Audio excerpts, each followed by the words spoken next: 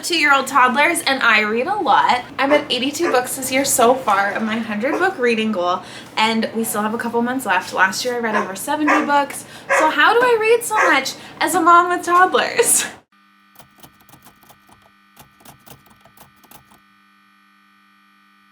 Currently nap time. I was gonna wait to film this until the house was quiet, but you might hear some little voices in the back because they're in their cribs napping in the room next door. And this is the only time I have to film this, so we're gonna do it now. So I am a mom of twin toddlers. They are currently not yet 2, but by the time you're watching this video, they are 2 years old. And I've managed to read a lot of books since they were born. So let's get into it. How do I read so much as a mom? I think making time for yourself as a parent is so important. It's hard, but it's so worth it, because I know that everyone says you can't pour from an empty cup, but you really can't. And you need to be a person and an individual, like, besides being a parent. I know that's so easy to say and hard to do. I know that because I'm in the same boat. My wife and I try to prioritize as much time as we can for our hobbies, and my big hobby is reading. I love reading. And once the kids go to bed, it's really easy to just want to sit on the couch and watch a show because it feels a lot more mindless than reading. I just force myself to read because I know that it's going to make me happy even if I'm tired at the time and like, how am I going to do this? Set a goal to just read a couple pages, and normally I will get sucked in. My main 2 times for reading are nap time if everything else has been done, or after bed for them. They go to bed pretty early at 7 o'clock, so then I have my evenings to read, although I have learned the hard way that I cannot stay up too late reading. I wish I could stay up till like 1 and be a person that lives on just a little bit of sleep, but that's hard, really hard for me. And I try to limit screen time. I try to limit how much TV I'm watching and how much I'm on my phone, and when I do that, I'm able to read a lot. Although, guys, I think I need to take my own advice, because I think the reason that I haven't been reading much is because I'm spending too much time on my phone and too much time watching TV. And I'm going to say something that might be shocking, but I actually found it easier and found that I had more time to read when the kids were newborns. I have some good advice for reading and reading a lot when you have newborns. Newborns are kind of like little potatoes, and they just kind of lay there. You just feed them, you change them, they sleep. That's it. But it is exhausting having newborns. So it might be shocking for me to say that it was easier for me to read then, because of how long it would take to get the kids to sleep and how often they slept, and that they often slept on me. I always have my phone with me. Just about always. I think most people are in the same boat. Your phone's always on you. And instead of mindlessly scrolling on Instagram or TikTok, I would read. I have the Libby app on my phone, so it's connected to my library, and I could get out library books and read them on my phone. You can also download the Kindle app and do it the same with like Kindle Unlimited, because I didn't always have my Kindle on me. I liked being able to read on my phone and not rely on a physical book because it's always on me. And the screen, so if I'm in the dark, I can angle it away from the baby's head and I can be reading. I love my Kindle for the same reason, but I didn't always have my Kindle on me. This, if I'm home alone with 2 newborns and I am stuck with them on me, this was with me. So I 100% say that reading on my phone is the reason that I was able to read so much when the twins were little. Another thing is I just had more time where I wasn't chasing after little people. I also induced lactation, which is a very interesting thing that not a lot of people know about. And I did not give birth to our twins. My wife did, but I breastfed them. So that happened through medication and pumping. It can be done with just pumping though, just like the stimulation will eventually cause you to make milk. So I had to pump for 2 months before the twins were born, every 3 hours around the clock. I woke up every night, every 3 hours, pumped for 20 minutes, and then went back to sleep. And it was not like 3 hours from the 20 minutes, it was from the start of the pump. I was only sleeping for 2-hour increments, and I was not getting well rested and ready for newborn life. Although it did get me ready for newborn life because I was prepared for living off of no sleep. I needed something to keep me up, and I also needed something to keep me up when I was breastfeeding the twins when they were little in the night.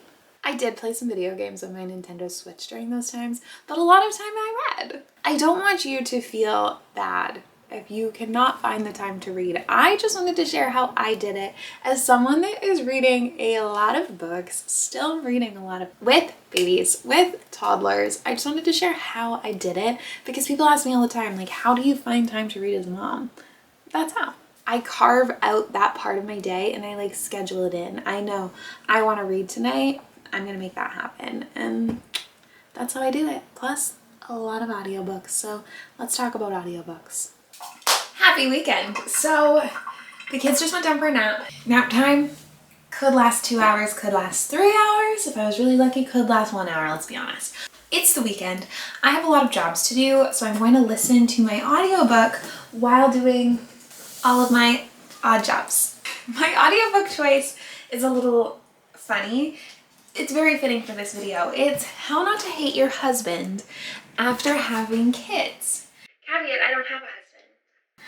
I have a wife, and I don't hate her. But I feel like we could always work on a relationship and make it stronger. And kids are like a huge thing for your relationship to go through, like having kids.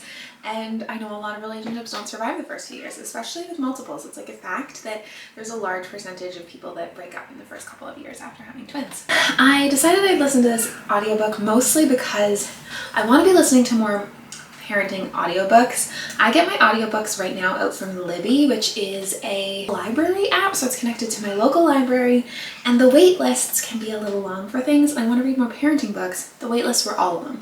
So I got a ton of wait lists, and then this one, How Not to Hate Your Husband After Kids, was one that was available. So that's what we're going to listen to. I'm currently 1 hour and 14 minutes in, so 16%.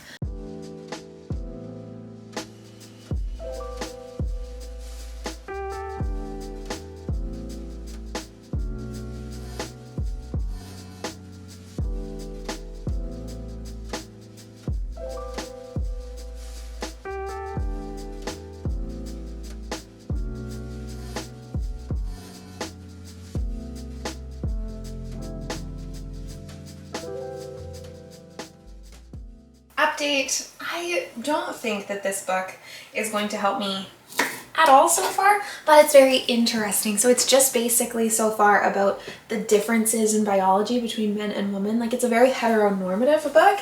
I don't know if I have anything to learn from it, but now I'm interested. So I'm gonna stick it out for a bit.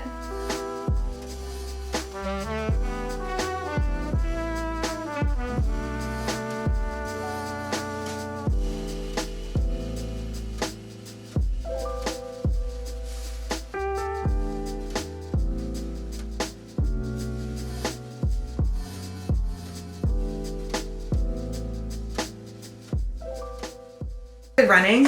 I've never been a runner. I'm doing Couch to 5K. I'm trying to up my protein intake, but I'm a vegetarian. So I made this Greek salad for myself to have for lunches over the next few days. We're also leaving on a trip on Wednesday, so I'm going to use up all of the fruits and vegetables, which is what I'm currently doing. Just chopped up some cucumbers, did a can of chickpeas, hi Shelby, some feta and cherry tomatoes, and then a drizzle of like spicy chili oil on it. And then whenever I eat it, I'll add salt and pepper and some pickled red onions. So done, step one. And next is making a double batch of muffins because I have some blueberries that are gonna go bad, and these are for the kids. Update on the book, so extremely heteronormative, but I have nothing else to read, to listen to. So I wanna start listening to audiobooks that are like, what are those called? Like soundscapes? Where it's almost like you're watching a movie. It has all this background noise and different actors do different character voices, but I don't know any. So if you have any good recommendations, leave them down below. This is how I consume all of my nonfiction books. Anything that's educational, anything where I just want to learn. I have trouble finding the motivation to sit down and actually read a physical book of parenting or relationships, any of those kinds of things that I want to learn, but I feel like I don't have the time. I do have a lot of time where I'm doing things and I can listen. So like now I'm at 22%. I'm listening at 2 times speed because it's really not applicable to me, but I'm still curious. I don't know if anyone else feels like this, but as a first-time mom, there's almost pressure to make being a mom your entire life and your entire personality. And if you want to be a person that's like that, that's fine. But if you want to still have hobbies like reading, know that it's okay to make time for your hobbies. Not that you need some stranger on the internet giving you permission. I just know that's how I've felt. I felt like to be a good mom, I need to only be a mom. And honestly, I do get some pushback from people mostly online saying that it's selfish to not be with my kids all the time and to want to have a life outside of motherhood. But I found that making time for what I like, in this case reading, but also painting and crafting and being creative, is so good for my mental health. It helps me not feel burnt out as a mom. And I feel like it almost gives me more gas in the tank to be a better, more present mother when I am with my kids. So this is just me telling you that if you want to carve out time in your day for your own hobbies, that it's okay and you shouldn't feel guilty for that. If you're wondering, I consider my booktube also my hobby. It's 6:30, the twins just went to bed, and I'm going to attempt to read a book in one evening with timestamps for you guys. So here we go. First, what am I gonna read? I asked over on my Instagram, over in the Book Buddies chat, what you guys thought I should read, and you picked Anne of Green Gables. I have read like the first 20-ish pages, and I feel like it's going to be a dry start for me, and I don't think I'm going to be able to read this tonight. So what I did instead was I got the audiobook out from the library, or I got on the wait list for it. So I'm going to listen to it and read it at the same time. I've heard people do that when books are a little dry to get started. So I'm going to try that, and instead I'm going to go with the book that you all didn't pick, which is this one, The Engagement Party. It says that it is about Emily, who went missing from her affluent liberal arts college on graduation weekend and is then found dead. 12 years later, college friends gather to celebrate an engagement with a long overdue getaway to a swanky private island in Maine, with one way in and one way out. The tension in the air is tight when they find a dead man in the trunk of a car with a note, "Time to tell the truth, things only get worse." As a torrential storm strands them together, the group's buried stories begin to surface and secrets are bartered. To survive this deadly party, they'll need to stop a killer before they become prey. We're gonna read that tonight. I already poured myself a sparkling water in a pretty little wine glass. It's pink.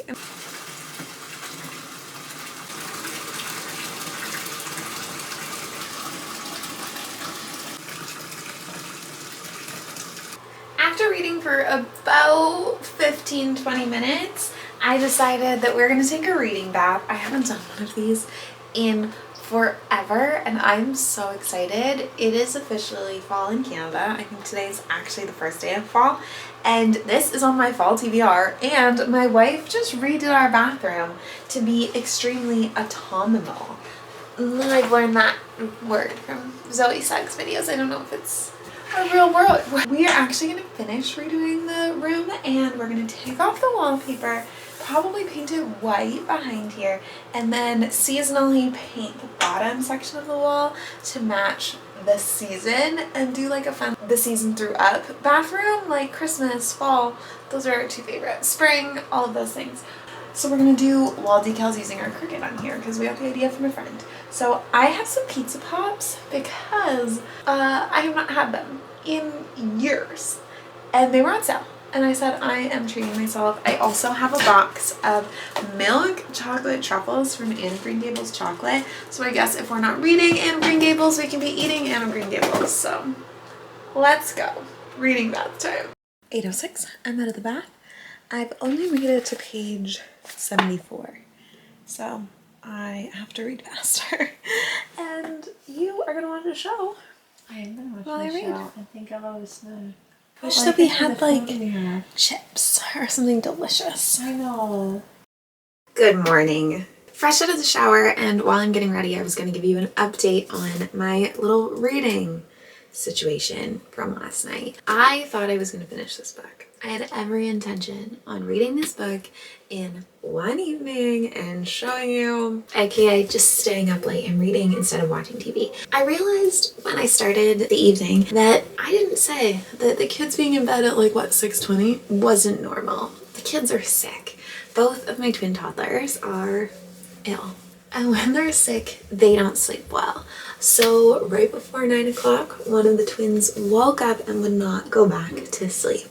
So he ended up just wanting me to cuddle him, so he laid in bed with me, and I tried to read with the lights off and with him on my chest, like this around him with my light, my little book light, and I kept asking my wife to turn the page for me, and it did not work. The way that the light was shining was like right in his face, and he could not sleep through it. So I did not end up finishing my book. I went to bed like at 9:30 because I was like, what's the point? And I still am not rested because he was up all night. Respect to any of you that co-sleep, because I can't do it. I can't sleep with them in the bed. They move and they groove and they kick, and at one point I woke up and I was like, literally the first thing out of my mouth was, what are you doing right now? And I was sleeping, and I wake up to just him right above me, sitting, looking down at me. He said nothing, he just laid back down and went back to sleep. I was like, well, what are you doing? So that was my night. All night I had someone on me kicking me, and I wasn't reading like I wanted to. I think if I would have stayed up like I planned, I could have finished this last night, so I'm really disappointed. I made it to page 167, so I made it over halfway. No, I didn't. It's about halfway. I'm into this. Lots of POVs, which I find very common in thrillers. Like, there's so many points of view, so it can get a little confusing. At least there's not a huge cast of characters in this book. I think we're getting about 6 POVs, which is a lot.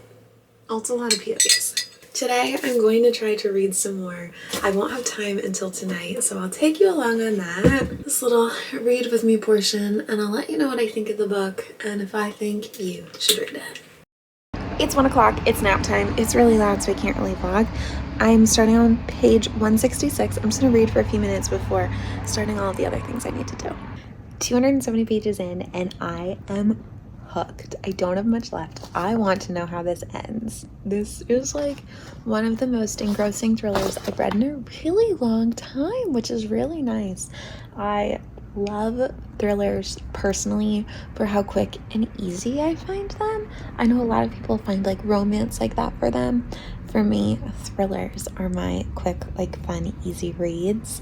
I love the mental gymnastics almost with it, of trying to see if you can put the pieces together and figure out before the ending what is going to happen.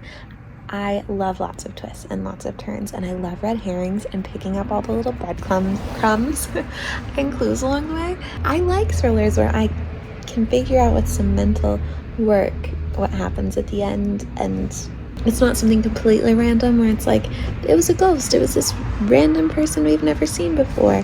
I like a good twisty, turny puzzle of a thriller. So does Rosie. Rosie had to go to the vet today, and they give her this beautiful bandana. Show them. Oh, she's so pretty. I should probably make myself lunch or something, but instead I'm gonna smuggle my dog and read. I'm sure you can hear Blue's Clues theme song playing on the Google behind me. I just finished this right after the twins woke up. My wife let me read the last 20 pages since they've been up looking for Blue's Clues. I finished The Engagement Party yesterday, and thoughts on the book? It was so good. 5 stars for sure for me. I haven't read a thriller that I was that engrossed in a long time, and I found it had the perfect amount of twists and turns for me. It does not have a good rating on Goodreads. There are so many negative reviews for this book, and I was shocked because I loved it. But that just shows you like how subjective books are, and you can love a book that other people hate, and that's just the name of the game. Everyone likes different things in books. A lot of people found that the characters, I read a bunch of reviews, and a bunch of people thought that the characters were all really unlikable, and I agree. They are all really unlikable, but they're kind of supposed to be, because we're trying to figure out like which one, if any, if all have the ability to be a killer, to have killed their best friend. So yeah, they're all unlikable. Yeah, they all have a lot of negative qualities because they're not good. So I loved it. I thought it was a really great book. 5 stars for me. I'm so happy I read that. It got me in the spooky feeling for fall, because it's also a bit of like a slasher book. Also, I don't know if I said, but it's a closed room mystery, I think they're called. So there's a dead body, and we know that there's no way on or off this island. Someone on the island is the killer. I like those. So I loved it. I thought it was great. And this is where we're going to end today's video. So thanks for watching. I'll be back really soon with another video. I feel like maybe my consistency is coming back. We'll see. All right, I'll see you soon.